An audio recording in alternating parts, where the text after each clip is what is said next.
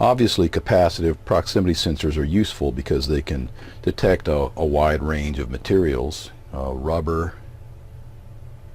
And if you look down here at the PLC, you can see the indicator light coming on. Wax. Here's some tape. I guess that would be classified sort of under paper. Glass.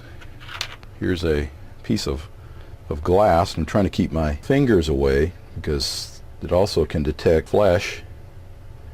Okay, so we have all these different materials that the sensor can detect. But let's look at some other applications for capacitive sensors that make them a lot more useful in certain applications. So right here I have a tube with some airsoft BBs in it.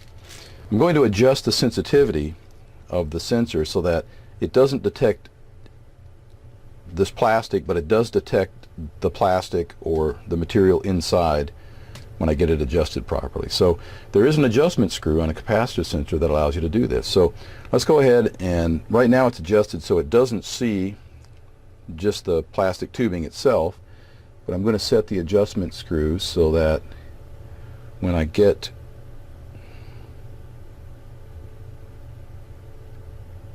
to the material inside, it does sense the material.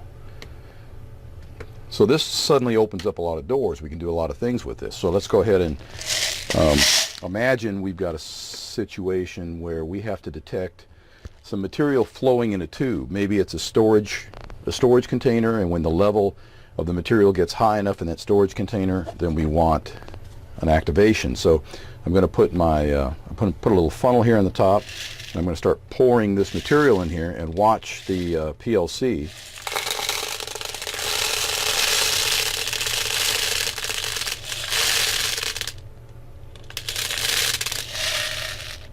Well, it looks like I pulled it away while I was doing this. So I'm going to try this again.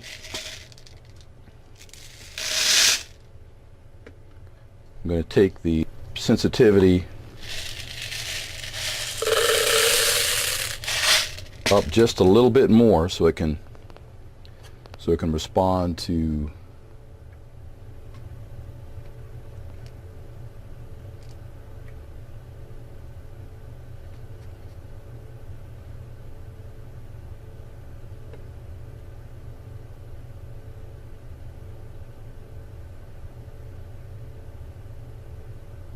So I've got it adjusted so it's just off when there's no material inside there. So let's try this again.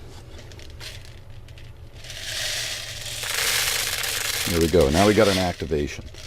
Let's try it again and see what happens.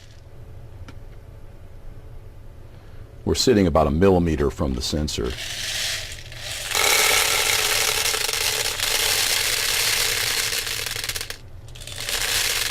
And there we go. Now we got an activation again.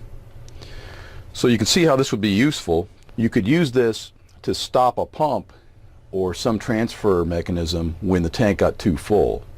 You could also use it, another proximity sensor at the bottom of the tank, to sense when the level got too low.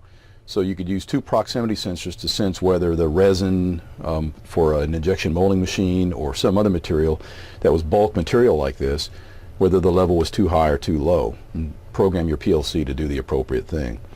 Another thing you can do with this is detect things like water. So here we have a bottle, and imagine a process where you're filling something up, some container up, and we're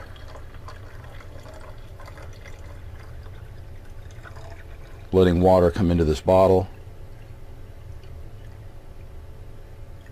And right there we've already got a detection. We've had a detection for quite a while doing this, and that's because water is a really good trigger for a capacitive sensor. In fact, we can pull the bottle quite a ways away and still have an activation. So I'm going to try this again. So here we are sitting here about 1 centimeter away from the prox sensor, and I'm going to keep pouring water in it.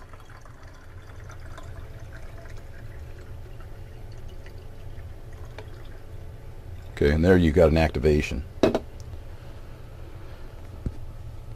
So this is another potential application, liquids, sensing liquids. And you're going to want to do some experiments with any materials you're going to use to make sure that they are going to activate the prox sensor appropriately. The sensitivity range is pretty large, so you can adjust the prox sensor to virtually have no detection capability, or something that has to be touching the sensor, to something that's out several millimeters away. In fact, I think this particular sensor can actually sense things up to 25 millimeters away. That's a pretty large sensing distance.